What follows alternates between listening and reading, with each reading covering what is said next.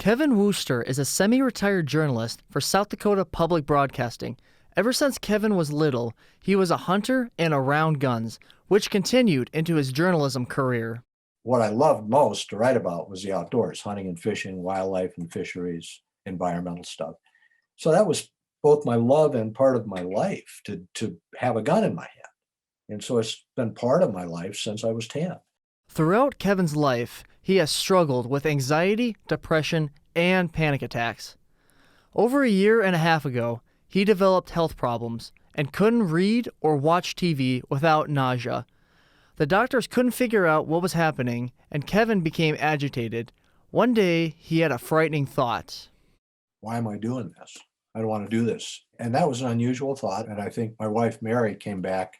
She'd been out somewhere in the evening and came back. And I said, maybe I should just go downstairs and get a gun and blow my head off. After saying that thought to his wife, Kevin knew and felt how dangerous those words were, and his wife acted right away. I didn't argue with her at all. The next day, the guns, I have 8 or 9 guns. They went over to the neighbor's house. They stayed there for quite a while. Kevin soon got help from psychiatrists, prescription meds, and talks with friends and family. Although he still struggled with those thoughts for a while, he says admitting and asking for help is the best thing to do.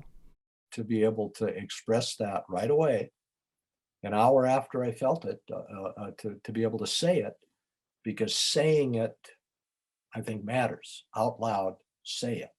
And say it in front of someone who's going to do something with it and help you and start a process, which is what that did. It started a process. Kevin's children were also big supporters, and they helped him remember how much he matters in their life. My 2 kids, I have 2 biological children and 4 stepchildren, and I got support from all of them.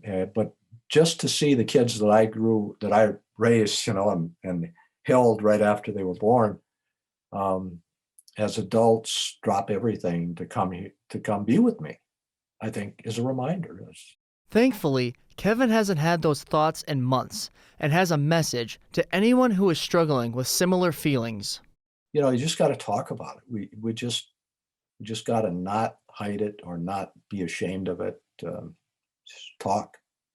Like I said, I got a lot of weaknesses, but keeping my mouth shut about my emotions has never been one of them.